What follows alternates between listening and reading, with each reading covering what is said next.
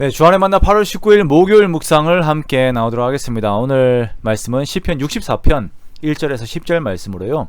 의인의 피난처 되시는 하나님이라고 하는 제목으로 함께 묵상을 나오도록 하겠습니다. 오늘 시편 64편은 다윗이 그의 삶에서 곤고함에 빠졌을 때 또 이렇게 지은 시입니다.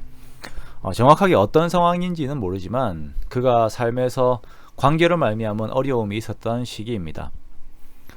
삶에서 참으로 어려운 것이 관계의 어려움일 것입니다. 직장에서 이런 것들이 생기면 정말 출근 시간이 지옥입니다. 나를 어렵게 하는 사람들과 대비해서 정말 나에게 사랑을 주었던 가족들과 사람들을 생각하게 되죠. 그럼 마음이 더욱더 힘들어지는 것이 이러한 시간들입니다.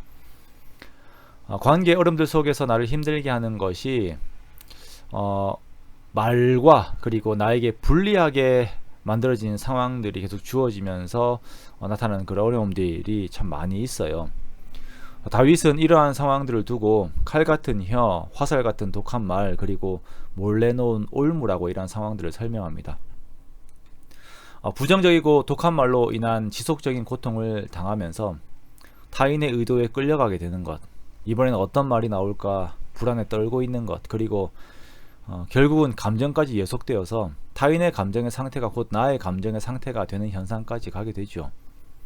상사의 기분이 좋으면 나의 기분도 좋고 상사의 기분이 나쁘면 나의 감정도 불편해지는 것이에요. 이 부조리와 불안함 속에서의 삶이 하루를 너무나도 힘들게 합니다. 그리고 자신들의 이익을 위해서 나를 함정에 빠뜨리는 올무가 있어요. 참 사람들의 마음이 순수하지 못하고 어떻게 하면 타인을 넘어지게 할까라고 하는 생각들 속에서 여기저기 함정들을 파놓습니다. 올무를 만들어 놓아요. 자, 이러한 상황에서 우리가 어떻게 대처해야 합니까? 어떤 사람은 지고 어떤 사람은 포기하고 어떤 사람은 그 말과 감정과 올무를 피해버리고 항상 예민하게 깨어 있을 것입니다. 그러나 그런다고 그의 감정이 건강해지지는 않습니다. 이 세상에는 내가 도저히 감당할 수 없을 만큼 칼 같은 혀와 화살 같은 독한 말과 올무가 너무나도 많이 있기 때문입니다. 다윗은 여기에서 답을 찾았습니다. 그것은 오히려 쏘는 화살이 나에게 있다라는 것입니다. 7절 말씀에 그러나 하나님이 그들을 쏘시리니 그들이 갑자기 화살에 상하리로다 라고 고백해요.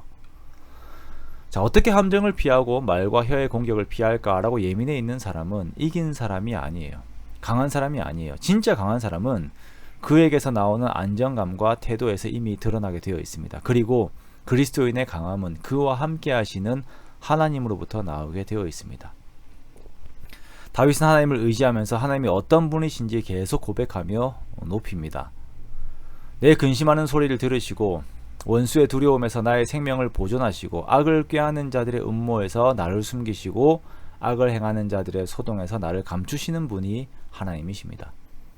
자, 이러한 기도를 한다는 것은 하나님께서 그런 능력을 가지고 계시다라고 하는 것을 인정하는 것이에요. 그러므로 나를 괴롭게 하는 사람과 상황에 대해 분석하고 생각하는 것보다 하나님을 기억하며 하나님 앞에 기도하는 것이 항상 우선되어야 하고 그 시간과 분량이 비교할 수 없이 많아야 하는 것입니다.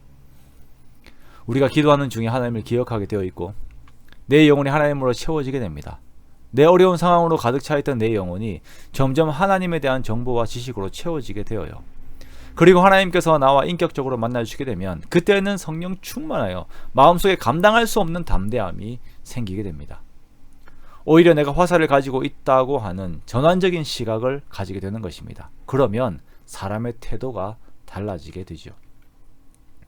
지금은 내가 어려움에 있지만 나의 하나님께서는 결국은 모든 악한 상황들을 엎드러지게 하실 것이고 오히려 그것을 선으로 바꾸실 것이고 그것을 본 사람들은 하나님을 두려워하여 하나님을 선포하며 하나님의 행하신 일을 깊이 생각하게 될 것입니다.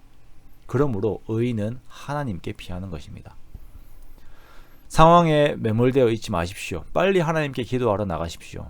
오래 하나님을 찾으십시오. 그리고 하나님을 깊이 만나십시오. 그러면 하나님께서 반드시 인격적으로 만나주십니다.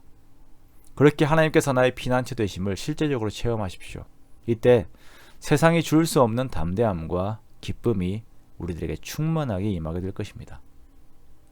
이것이 하나님의 백성된 그리스도인들, 즉 우리들의 축복인 것입니다. 마귀는 사람과 상황을 이용해서 계속 칼로, 활로, 올무로 우리들을 무기력하게 만들려고 할 것입니다만 우리 하나님께서는 그 모든 마귀의 세력들을 파하시고 다시금 우리들에게 이김을 주실 것입니다. 마귀를 이기신 예수님의 능력을 온전히 의지하며 악을 오히려 선으로 바꾸는 주님의 능력을 보이는 저와 여러분 되시기를 주님의 이름으로 축원합니다.